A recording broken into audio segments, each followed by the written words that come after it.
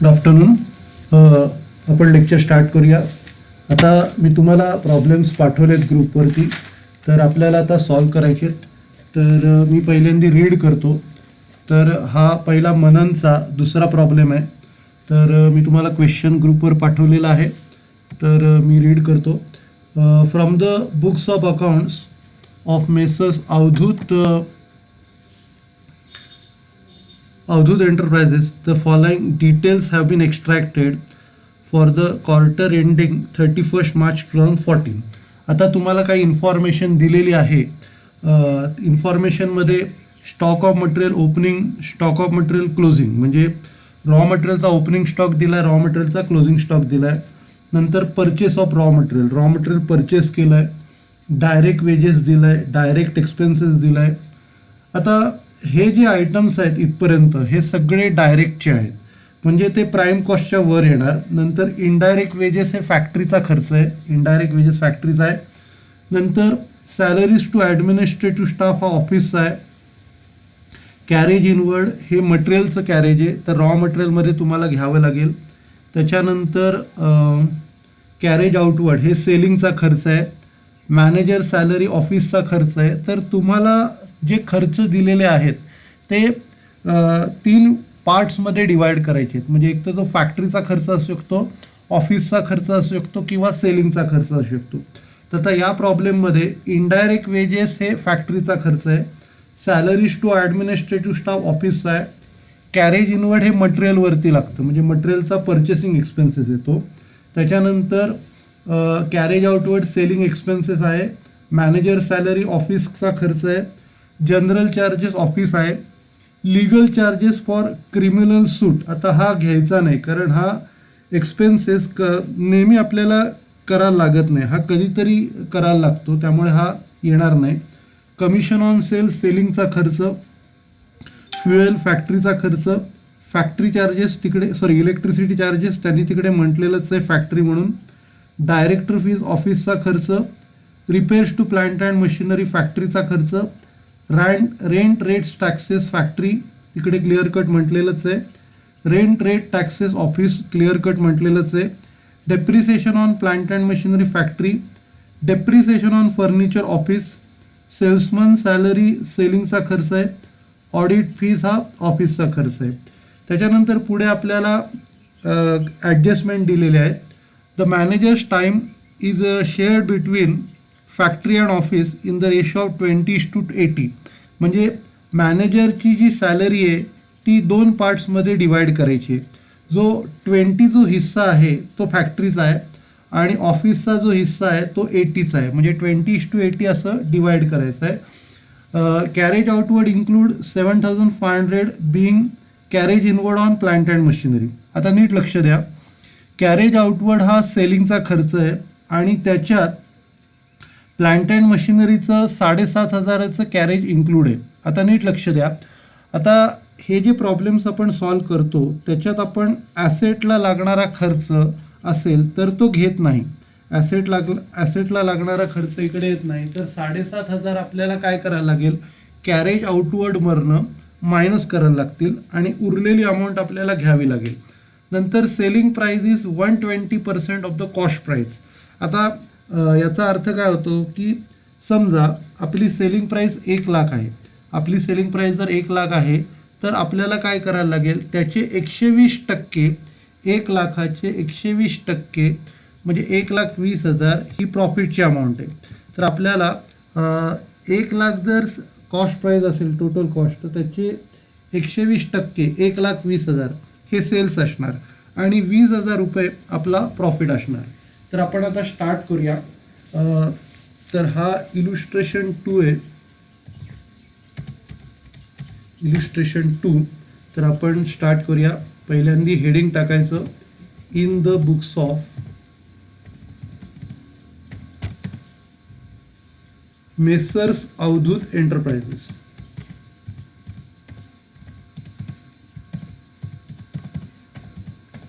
In the books of messrs Avdhoot enterprises. त्याच्यानंतर खाली heading लिहायचं, cost sheet for the quarter ended.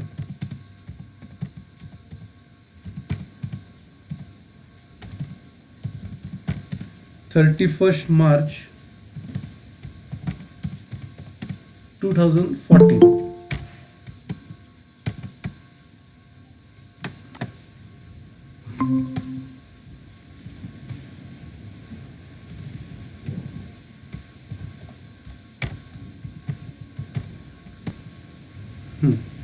Okay, मी screen share करतो.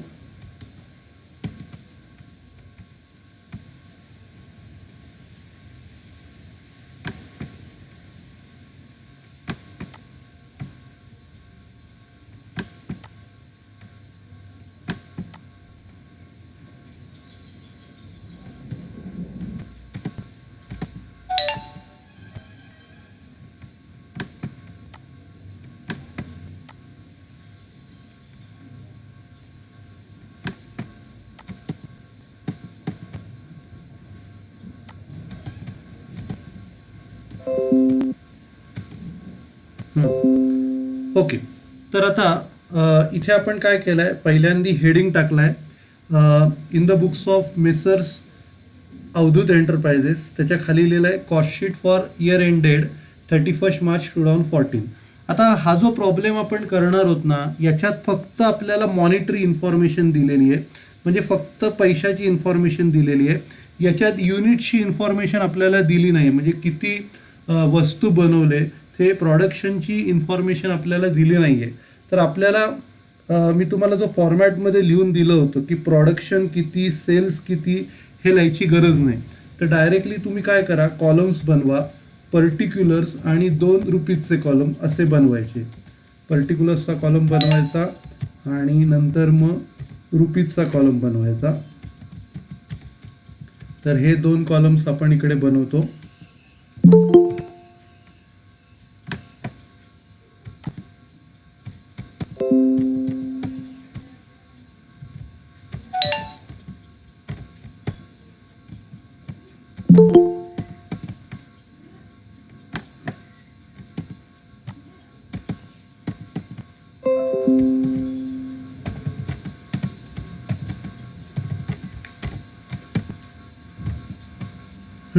Okay, तर मी तुम्हाला काय सांगत होतो, इथे आपण पर्टिक्युलर्स आणि रुपीजचे 2 कॉलम्स आपण इकडे बनवतो.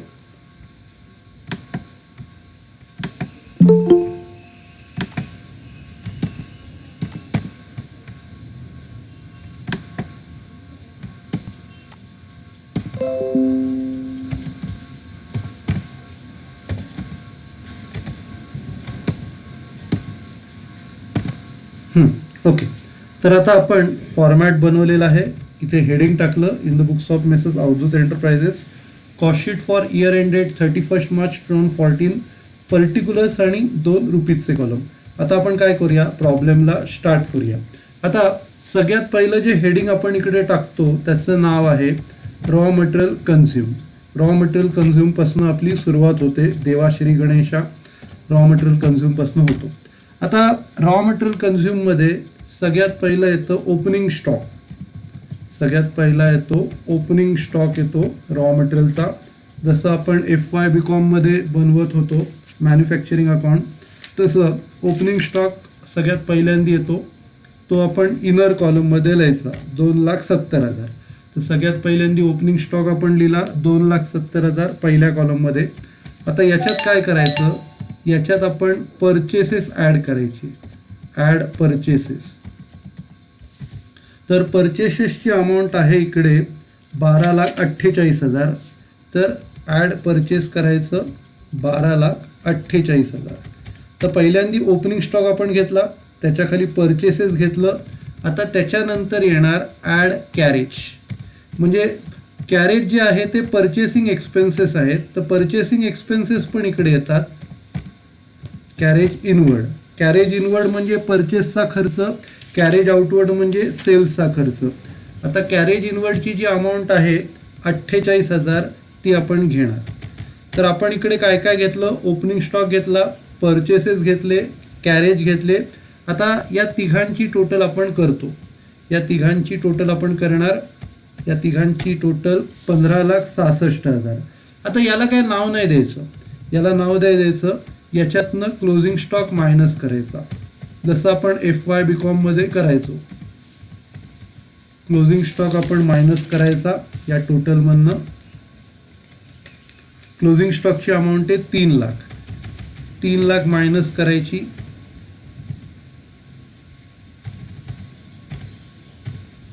आणि जे अमाऊंट येणार त्याला आपण नाव द्यायचं रॉ मटेरियल कन्झ्युम. तर इतकं सोपं आहे. जे आपण FY/BComला पण केलं होतं रॉ मटेरियल कन्झ्युमपर्यंत, तसंच आपल्याला इकडे TY/BComलाही करायचं आहे. हा विषय खूप सोपा आहे मी सांगितल्याप्रमाणे. फक्त तुमचं नियमित अभ्यास करणं गरजेचं आहे. आणि TYचं शेवटचं वर्ष आहे, त्यामुळे थोडं सिरियसली आपल्याला अभ्यास करायला पाहिजे. आता हे बघा, आता हे रॉ मटेरियल कन्झ्युम झालं. आता याच्यानंतर काय येतं, डायरेक्ट लेबर किंवा डायरेक्ट वेजेस. तर याच्यानंतर घ्यायचं डायरेक्ट वेजेस. आपल्याला प्रॉब्लेममध्ये जे नाव दिलं आहे तेच टाकायचं. त्याने डायरेक्ट वेजेस म्हटलं तर डायरेक्ट वेजेस टाकायचं, डायरेक्ट लेबर म्हटलं तर डायरेक्ट लेबर टाकायचं. आता इथे डायरेक्ट वेजेस त्यांनी म्हटलं आहे, तर आपण पण डायरेक्ट वेजेस नाव टाकणार. त्याची अमाऊंट टाकायची 3,57,600. तर रॉ मटेरियल कन्झ्युम नंतर आपण काय घेतलं, डायरेक्ट वेजेस घेतलं. आता डायरेक्ट वेजेस नंतर पुढचा आयटम असतो डायरेक्ट एक्सपेन्सेस. पुढचा आयटम डायरेक्ट एक्सपेन्सेस. डायरेक्ट एक्सपेन्सेसची अमाऊंट आपल्याला टाकायची आहे. डायरेक्ट एक्सपेन्सेसची अमाऊंट आहे 1,20,000. आणि या तिघांची टोटल आपल्याला घ्यायची आहे. या तिघांची टोटल 17,43,600. 17,43,000 ही आपली प्राईम कॉस्ट आहे. बघा केवढं सोपं आहे, काहीच डोक्याला टेन्शन नाही आहे. आपल्याला फक्त फिल इन द ब्लँक्स करायचे आहेत. म्हणजे पहिलं रॉ मटेरियल कन्झ्युममध्ये FY/BComच्या फॉर्मॅटप्रमाणे घेतलं. नंतर डायरेक्ट लेबर, डायरेक्ट एक्सपेन्सेस किंवा डायरेक्ट वेजेस, डायरेक्ट एक्सपेन्सेस ते घेतले.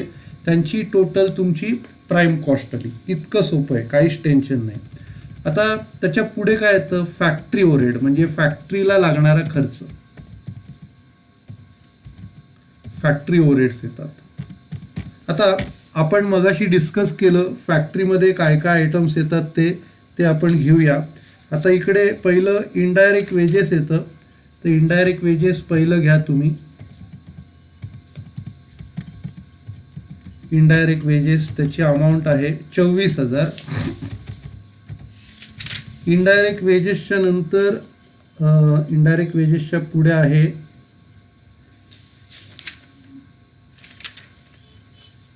आता ही जी मॅनेजरची सॅलरी आहे ती तुम्हाला 20 आणि 80 मध्ये डिवाइड करायची. 20 आणि 80 असं प्रपोर्शन आहे. त्या प्रपोर्शनमध्ये तुम्हाला मॅनेजरची सॅलरी डिवाइड करायची.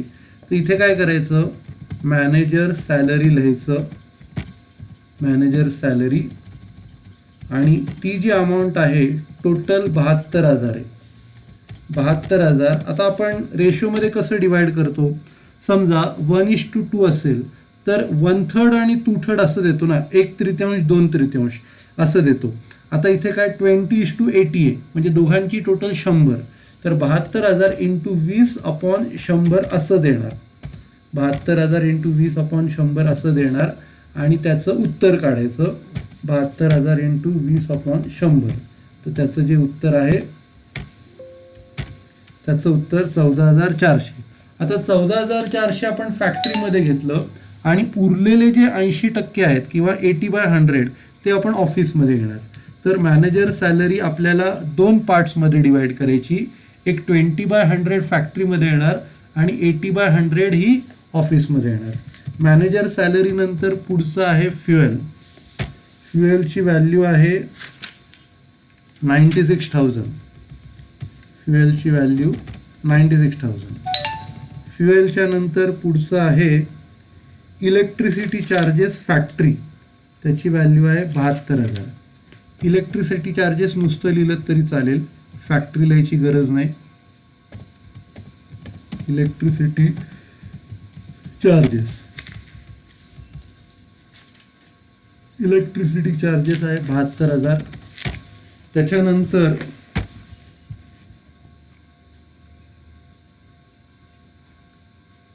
पुढे repairs to plant and machinery 63,000.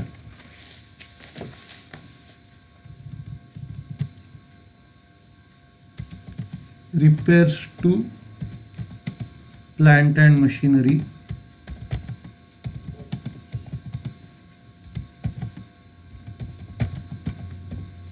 63,000. त्याच्यानंतर रेंट रेट टॅक्सेस 18,000.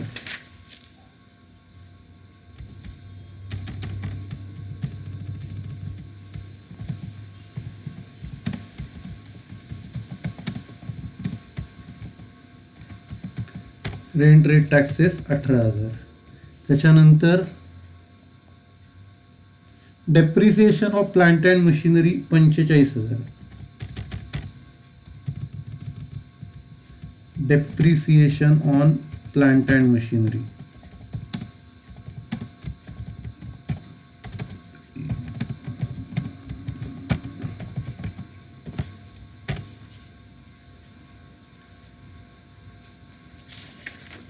आता हे एवढे जे आहेत यांची टोटल आउटरमध्ये घ्यायची, म्हणजे जे इंडिव्हिज्युअल आयटम्स आहेत ते इनर कॉलममध्ये घ्यायचे, त्यांची टोटल आपण आउटर कॉलममध्ये घ्यायची. त्यांची टोटल आपण करूया. त्यांची टोटल आहे 3,32,400. 3,32,400 ही फॅक्टरी ओव्हरहेडची टोटल आहे. आता काय करायचं, प्राईम कॉस्टमध्ये ही अमाऊंट ॲड करायची आणि त्याला नाव द्यायचं फॅक्टरी कॉस्ट. त्याला नाव द्यायचं फॅक्टरी कॉस्ट. फॅक्टरी कॉस्ट हे नाव द्यायचं. तर वरच्या अमाऊंटमध्ये ही अमाऊंट आपण ॲड करूया, फॅक्टरी कॉस्ट. ठीक आहे. आता फॅक्टरी कॉस्ट नंतर आपण पुढे इकडे येतं ऑफिस ओव्हरहेड्स. फॅक्टरी कॉस्टच्या नंतर काय येतं, ऑफिस ओव्हरहेड्स. म्हणजे थोडक्यात पहिलं आपण प्राईम कॉस्ट घेतलं, जिकडे डायरेक्ट जो खर्च येतो तो आता एकदम सोपं आहे. पहिलं डायरेक्ट आलं, त्याच्यानंतर फॅक्टरीला लागणारा खर्च येतो, फॅक्टरी ओव्हरहेड ज्याला म्हणतात, फॅक्टरीला लागणारा खर्च आला. आता फॅक्टरीनंतर पुढचं जे येतं ते ऑफिस ओव्हरहेड्स. आता पुढे हेडिंग आपण टाकायचं ऑफिस ओव्हरहेड्स, म्हणजे ऑफिसला लागणारा खर्च इकडे आपण लिहायचा.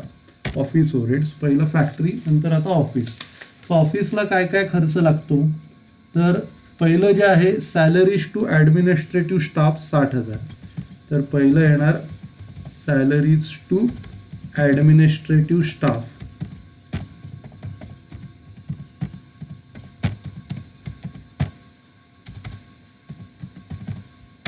तर सॅलरीज टू ॲडमिनिस्ट्रेटिव्ह स्टाफ आहे 60,000.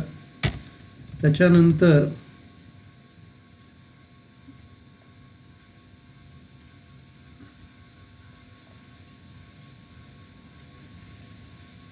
पुढे मॅनेजर सॅलरीचं आपल्याला 80/100 घ्यायचं आहे, म्हणजे 20/100 ते फॅक्टरीमध्ये घेतलं. आता उरलेलं 80/100 आपल्याला ऑफिसमध्ये घ्यायचं आहे. तर 72,000 इंटू 80/100 आपल्याला घ्यायचं आहे. 72,000 इंटू 80/100. तर हे 57,600 ऑफिसमध्ये आले आणि 14,400 फॅक्टरीमध्ये गेले. तर असं आपण हे डिवाइड केलं 20:80 मध्ये. मॅनेजर सॅलरी, त्याच्यानंतर पुढचं आहे जनरल चार्जेस. तर जनरल चार्जेस आपण घेणार आहोत 37,200.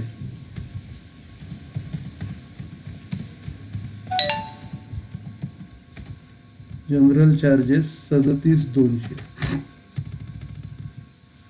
जनरल चार्जेस नंतर लीगल चार्जेस नाही येणार, कमिशन नाही येणार, फ्युएल नाही येणार, इलेक्ट्रिसिटी चार्जेस नाही येणार. डायरेक्टर्स फीज येईल. डायरेक्टर फी 36,000 ती येईल तिकडे.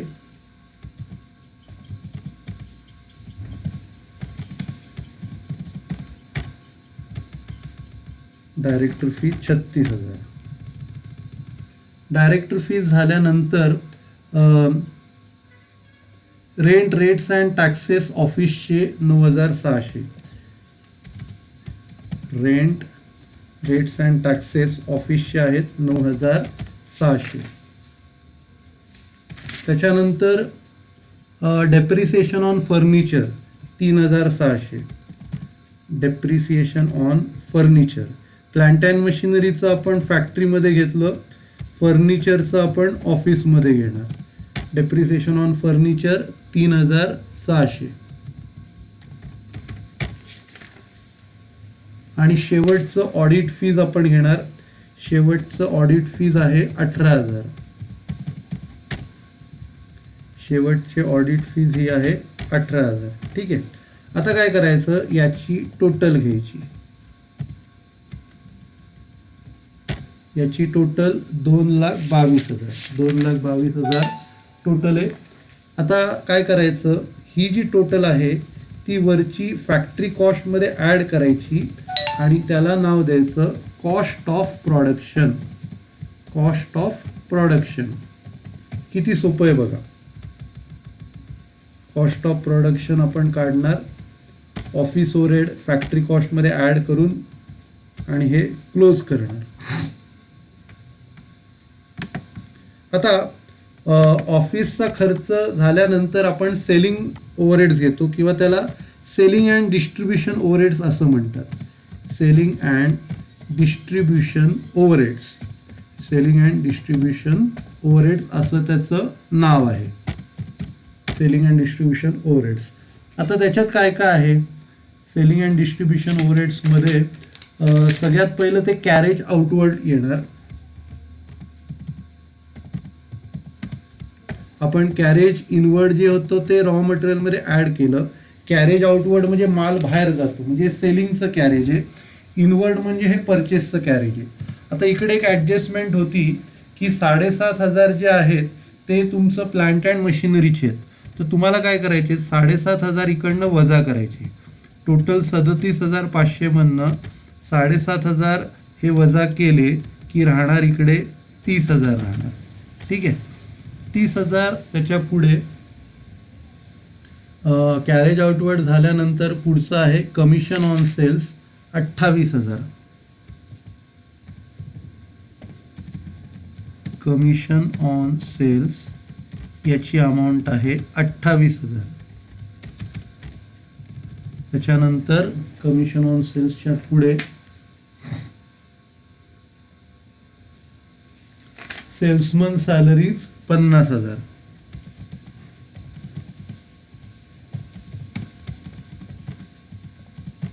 सेल्समन सॅलरीची अमाऊंट आहे 50,000. त्याच्यानंतर हे एवढंच आहे. आता या तिघांची टोटल आपण घेऊया.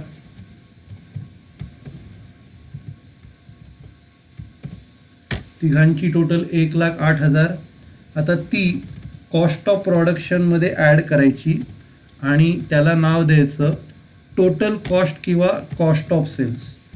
टोटल कॉस्ट किंवा कॉस्ट ऑफ सेल्स असं नाव द्यायचं. टोटल कॉस्ट किंवा कॉस्ट ऑफ सेल्स असं नाव द्यायचं.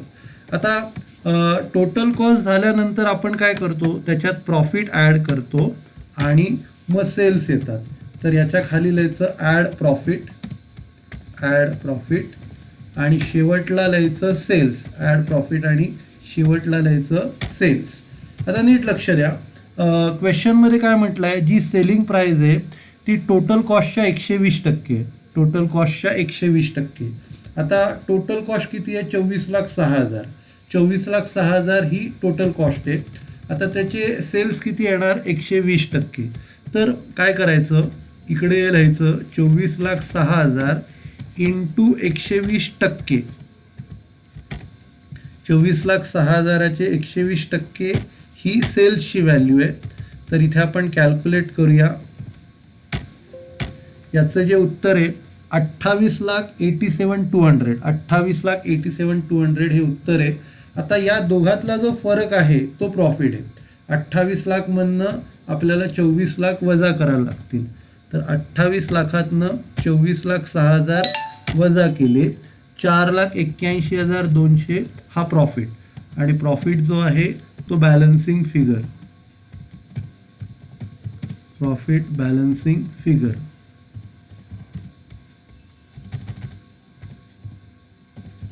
इतकं सोपं आहे. म्हणजे फक्त एक फॉर्मॅट, तुम्ही पहिलं चार्ट बघा. मी जो चार्ट तुम्हाला पाठवला होता तो बघा. चार्ट नंतर मी तुम्हाला जो फॉर्मॅट पाठवला आहे तो बघा. आणि फॉर्मॅट बघितल्यानंतर हा प्रॉब्लेम तुम्ही न बघता एकदा सॉल्व करा. न बघता सॉल्व करून मला तो तुम्ही पर्सनलवर पाठवायचा आहे. तर हा प्रॉब्लेम झाला. आता आपण पुढचा प्रॉब्लेम घेऊया. तो पण मी तुम्हाला ग्रुपवर पाठवलेला आहे. तर खूप सोपा प्रॉब्लेम असतात, तुम्ही टेन्शन घ्यायची गरज नाही. म्हणजे जरी तुम्ही तुमचे MCQ जरी पेपर आला तरी तुम्हाला प्रॉब्लेम नाही आहे, किंवा जरी तुम्हाला सब्जेक्टिव्ह पेपर आला तरी प्रॉब्लेम नाही. इतका सोपा पेपर आहे. तर बघूया आपण. जर समजा आता 11 तारखेपासून आपलं कॉलेज सुरू होणार आहे. समजा ऑफलाईन असेल तर ऑफलाईन भेटू आपण, ऑनलाईन असेल तर ऑनलाईन भेटू. तुम्हा सगळ्यांना खूप मिस करतोय मी. ठीक आहे, आपण आता पुढचा 5वा प्रॉब्लेम करूया. तर 5वा जो प्रॉब्लेम आहे, from the following particulars you are required to prepare a statement showing the total cost. आता हा जो प्रॉब्लेम आहे, या प्रॉब्लेममध्ये आपल्याला कॉस्टशीट बनवायची आहे आणि टू स्टेट व्हॉट पर्सेंटेज. आता याच्यात अजून एक कॅल्क्युलेशन करायचं आहे. म्हणजे हे जे कॅल्क्युलेशन आहे ते करायचंच आहे, शिवाय आपल्याला काही पर्सेंटेज काढायचे आहेत. तर पर्सेंटेज कसे काढायचे? पर्सेंटेज काय म्हटलं आहे? Manufacturing cost, management on cost, selling on cost, bear to the total cost of the goods sold. आता हा जो प्रकार काय आहे ना, मी तुम्हाला काय करतो, आपण पहिल्यांदा कॉस्टशीट करूया. कॉस्टशीट आता तुम्हाला हळूहळू जमायला लागेल. कॉस्टशीट झाल्यानंतर मग ते कॅल्क्युलेशन्स करूया. ओके, तर पहिली स्टेप आपण कॉस्टशीट बनवूया. कॉस्टशीटमध्ये पहिलं opening stock of raw material दिलेलं आहे. नंतर work in progress at commencement म्हणजे ओपनिंग WIP दिलेलं आहे. नंतर purchase of direct material, direct wedges. आता नीट लक्ष द्या, हे टर्म्स जरा वेगळे त्यांनी दिलेले आहेत. Factory on cost. आता फॅक्टरी ऑन कॉस्ट म्हणजे फॅक्टरी ओव्हरहेड्स, हे लक्षात घ्या. ऑन कॉस्टचा अर्थ ओव्हरहेड्स, ऑन कॉस्टचा अर्थ काय होतो? ओव्हरहेड्स. तर फॅक्टरी ऑन कॉस्ट म्हणजे factory overheads, selling on cost म्हणजे सेलिंग ओव्हरहेड्स, आणि मॅनेजमेंट ऑन कॉस्ट म्हणजे मॅनेजमेंट ओव्हरहेड्स किंवा ऑफिस ओव्हरहेड्स. फक्त नाव बदललेलं आहे तेच. आता त्याच्यानंतर सेल्स दिलाय, क्लोजिंग स्टॉक दिलाय रॉ मटेरियलचा, क्लोजिंग स्टॉक WIPचा दिलाय, सेल ऑफ स्क्रॅप दिलाय आणि कॅरेज ऑन डायरेक्ट मटेरियल दिलंय. आता या प्रॉब्लेममध्ये तुम्हाला जे रॉ मटेरियल कन्झ्युम आहे ना, हे मागच्या प्रॉब्लेम सारखंच आहे. रॉ मटेरियल कन्झ्युम जे आहे ते मागच्या प्रॉब्लेम सारखंच आहे. तर आपण स्टार्ट करूया. हा मननचा 5वा प्रॉब्लेम आहे आणि सगळ्यांनी टेक्स्टबुक घ्या. आपण आता आपल्याला चांगले पर्सेंटेज आपल्याला मिळवायचे आहेत, तर पैशाचा विचार करायचा नाही. सगळ्यांकडे टेक्स्टबुक हे पाहिजे. आता इकडे आपण हेडिंग टाकणार. इथे कुणाच्या बुक्समध्ये करतो तर काय दिलं नाही आहे. In the books of question mark लिहायचं. In the books of question mark, कारण ते काय कंपनीचं नाव इकडे दिलेलं नाही आहे, त्यामुळे आपण काय करायचं? क्वेश्चन मार्क टाकायचा आणि त्याच्यानंतर लिहायचं कॉस्टशीट फॉर, कॉस्टशीट फॉर, त्याच्या पुढे पण क्वेश्चन मार्क टाकायचा, कारण ते पण आपल्याला दिलं नाही आहे.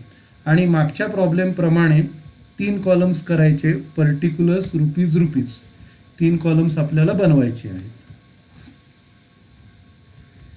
पर्टिक्युलर्स, रुपीज, रुपीज 3 कॉलम आपल्याला बनवायचे आहेत. तर पहिल्यांदी मागच्या प्रॉब्लेमसारखं लिहायचं raw material consume. Raw material consume पहिलं लिहायचं.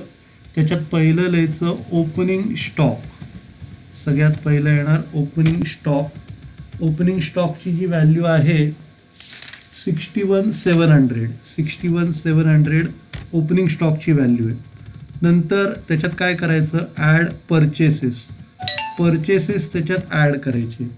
परचेसेसची जी व्हॅल्यू आहे, परचेसेसची व्हॅल्यू 286,500. 286,500 त्याच्यात ॲड करायचं. 286,500 ॲड करायचं आणि शेवटला ॲड कॅरेज 5950. ॲड कॅरेज 5950 हे ॲड करायचं. मग या तिघांची टोटल घ्यायची.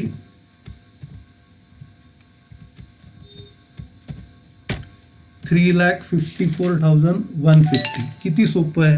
आणि मग याला क्लोज करायचं. क्लोज केल्यानंतर याच्यातनं आपल्याला क्लोजिंग स्टॉक मायनस करायचा आहे, लेस क्लोजिंग स्टॉक.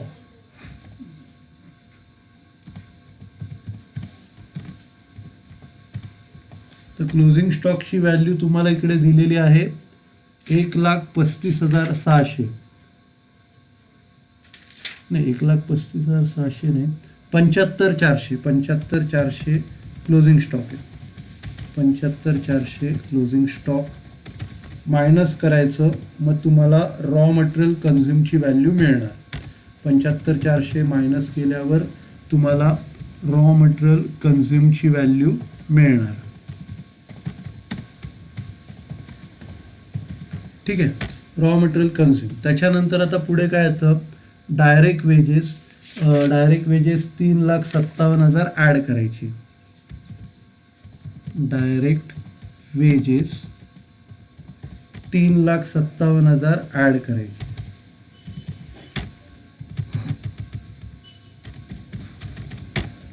ॲड करायचे.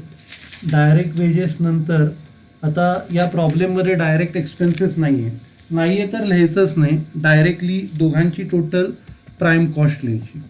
किती सोपं आहे, या दोघांची टोटल प्राईम कॉस्ट.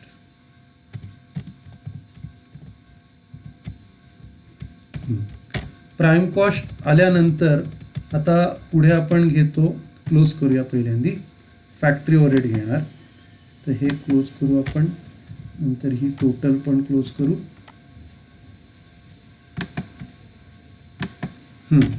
तर ही प्राईम कॉस्ट आली. प्राईम कॉस्टमध्ये आपण काय करणार, add factory overheads. Add factory overheads. Factory overheads आता नीट लक्ष द्या, फॅक्टरी ओव्हरहेड्सला दुसरं नाव त्यांनी दिलेलं आहे फॅक्टरी ऑन कॉस्ट, पण दोघांचं मिनिंग सेमच आहे, फॅक्टरी ओव्हरहेड्स किंवा फॅक्टरी ऑन कॉस्ट. आता हा एक सिंगल आयटम आहे, ते इंडिव्हिज्युअल आयटम्स नाही दिलेत. म्हणजे मागच्या प्रॉब्लेममध्ये तुम्हाला इंडिव्हिज्युअल आयटम्स दिले होते, आता या प्रॉब्लेममध्ये त्याची डायरेक्ट टोटल दिलेली आहे. तर फॅक्टरी ऑन कॉस्ट त्याची डायरेक्ट जी अमाऊंट आहे 1,99,500. किंवा आता याच्यात सेल ऑफ स्क्रॅप आहे, तर तुम्ही इकडे पहिल्यांदा इनरमध्ये लिहा 1,99,500. सेल ऑफ स्क्रॅप नसता तर आपण आउटरमध्ये लिहिलं असतं, पण सेल ऑफ स्क्रॅप आहे म्हणून आपण इनर कॉलममध्ये लिहायचं. त्याच्यातनं सेल ऑफ स्क्रॅप मायनस करायचा. मी तुम्हाला परवाच्या लेक्चरमध्ये सांगितलं होतं की सेल ऑफ स्क्रॅप काय करतो, फॅक्टरी ओव्हरहेडची जी टोटल असते त्याला कमी करतो. आता 1,99,500 ही फॅक्टरी ओव्हरहेडची टोटल आहे आणि 1,350 जे आहेत ते सेल ऑफ स्क्रॅप आहे. तर 1,350ने काय होणार, फॅक्टरी ओव्हरहेडची जी टोटल असते ती कमी होते आणि उरलेलं आपण बाहेर लिहायचं. 1,350 जाऊन उरलेले 1,98,150 आपण बाहेर लिहिले. आता प्राईम कॉस्टमध्ये ते ॲड करायचे, प्राईम कॉस्टमध्ये ते ॲड करायचे. त्याला नाव काय द्यायचं नाही, त्याला नाव काय द्यायचं नाही. आणि नंतर ओपनिंग WIP त्याच्यात ॲड करायचं. Add opening work in progress.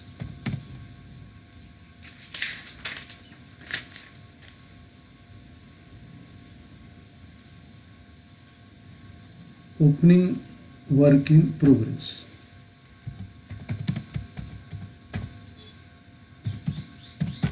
किंवा opening stock of work in progress. Opening stock of work in progress. Opening stock of work in progress तो ॲड करायचा त्याच्यात. त्याची जी अमाऊंट आहे opening stock of work in progress 1,21,700. 1,21,700 तो add करायचा. हे आपण क्लोज करून घेऊया.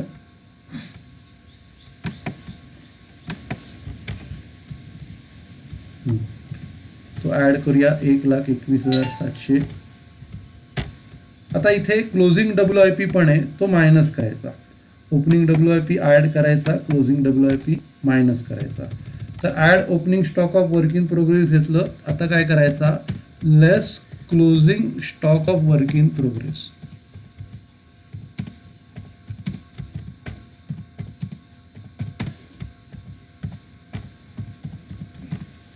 त्याची जी व्हॅल्यू आहे 1,35,600 1,35,600 वजा करायची 1,35,600 आणि जे येणार ते आपली फॅक्टरी कॉस्ट आहे. 8,20,000 आपली फॅक्टरी कॉस्ट.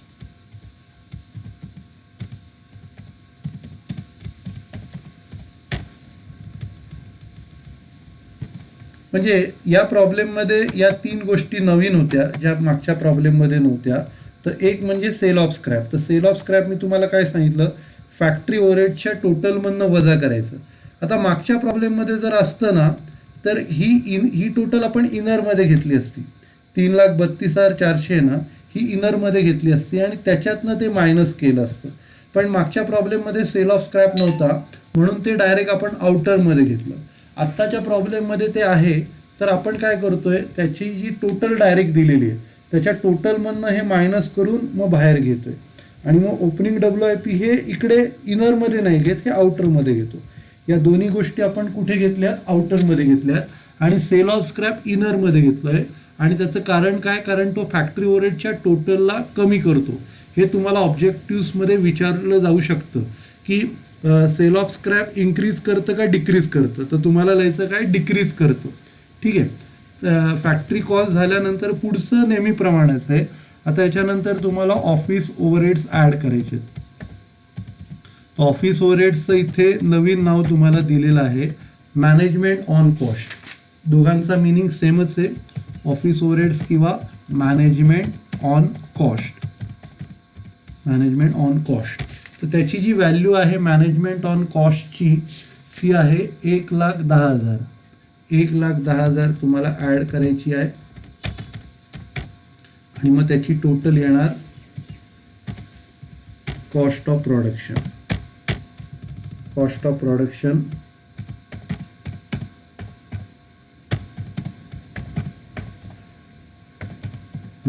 इतकं सोपं आहे. म्हणजे पहिलं काय घेतलं तुम्ही, प्राईम कॉस्ट नंतर फॅक्टरी घेतलं. फॅक्टरीमध्ये sale of scrap, opening WIP, closing WIP होतं. सेल ऑफ स्क्रॅप मायनस केलं, ओपनिंग WIP ॲड केलं, क्लोजिंग WIP डिडक्ट केलं, नंतर तुम्हाला फॅक्टरी कॉस्ट मिळालं. फॅक्टरी कॉस्टमध्ये तुम्ही काय केलं, ऑफिस ओव्हरहेड ॲड केलं. ऑफिस ओव्हरहेड ॲड करून तुम्हाला मिळालं कॉस्ट ऑफ प्रोडक्शन. आता हे क्लोज करूया. आता त्याच्या पुढे आपण काय करतो, सेलिंग अँड डिस्ट्रीब्युशन ओव्हरहेड्स लिहितो. Selling and distribution overheads.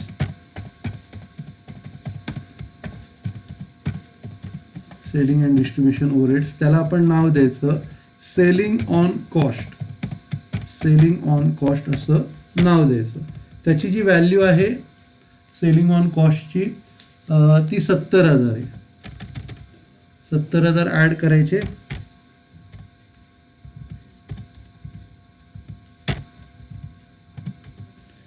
आता ही आली आपली टोटल कॉस्ट किंवा कॉस्ट ऑफ सेल. इतकं सोपं आहे.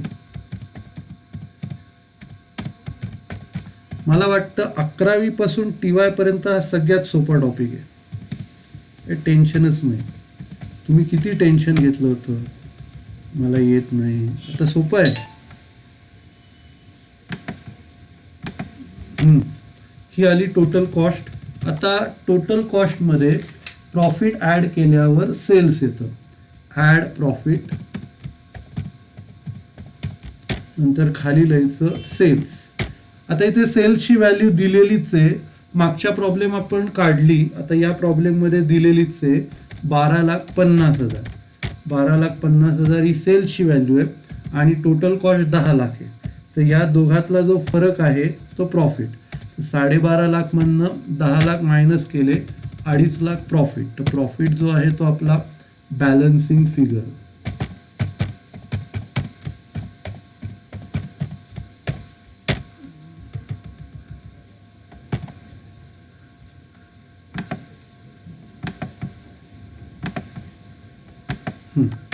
ओके.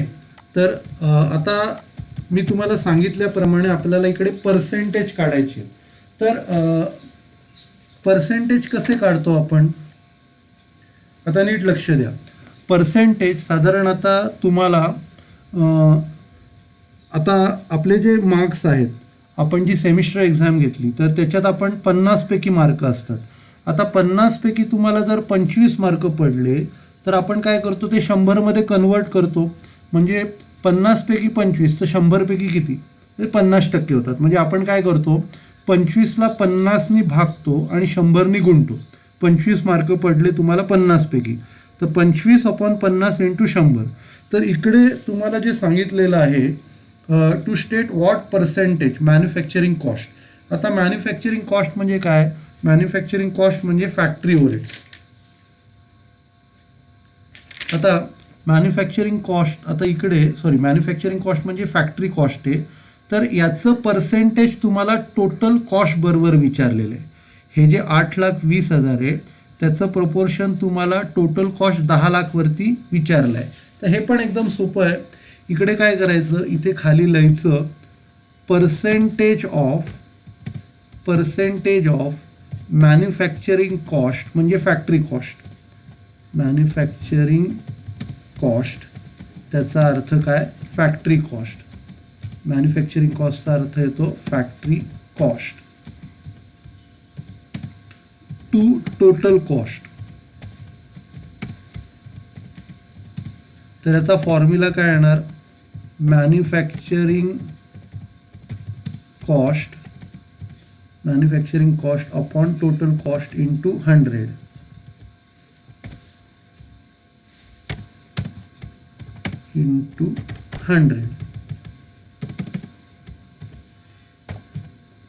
म्हणजे आपण काय दिलं, जे क्वेश्चनमध्ये म्हटलंय की मॅन्युफॅक्चरिंग कॉस्ट ह्याचा प्रपोर्शन टोटल कॉस्टशी काढा.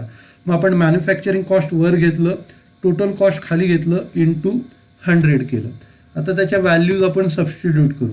मॅन्युफॅक्चरिंग कॉस्ट 8,20,000 आणि टोटल कॉस्ट 10 लाख दिलेलं आहे.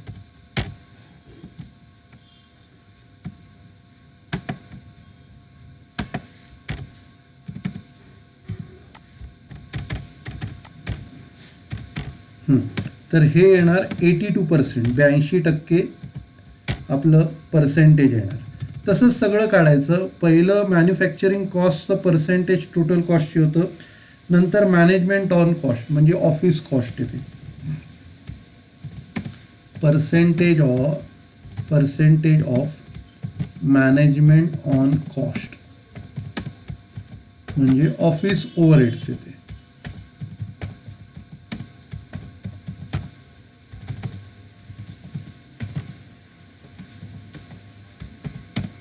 To total cost.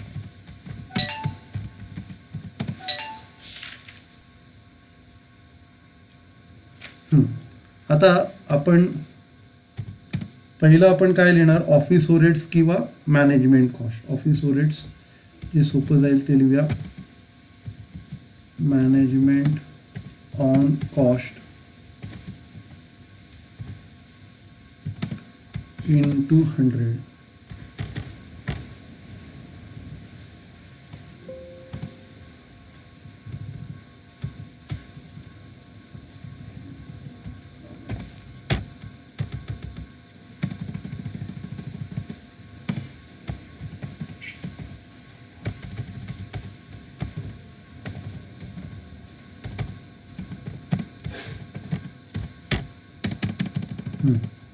तर मॅनेजमेंट कॉस्ट किती आहे, 1,10,000 आहे आणि टोटल कॉस्ट किती आहे, 10 लाख आहे.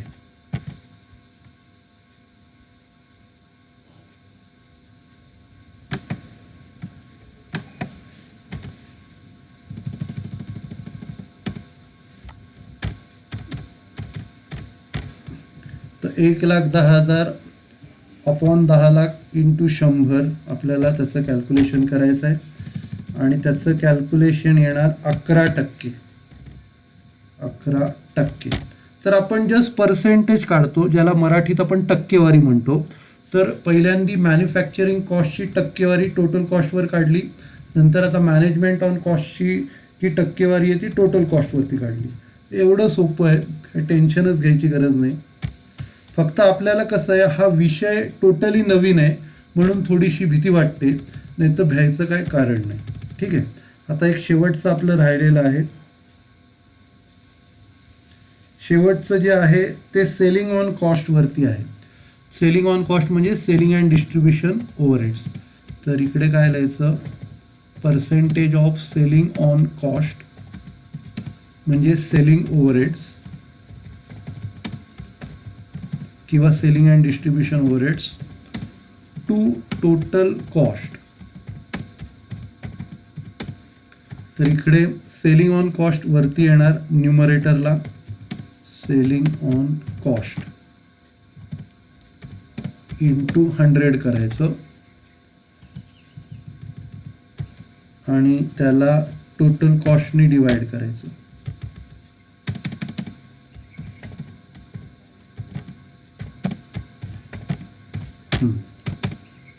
सेलिंग ऑन कॉस्ट जे आहे तुमचे सेलिंग ओव्हरहेड्स त्याची जी व्हॅल्यू आहे 70,000 सेलिंग ऑन कॉस्ट आहे आणि टोटल कॉस्ट तुमचे 10 लाख आहे.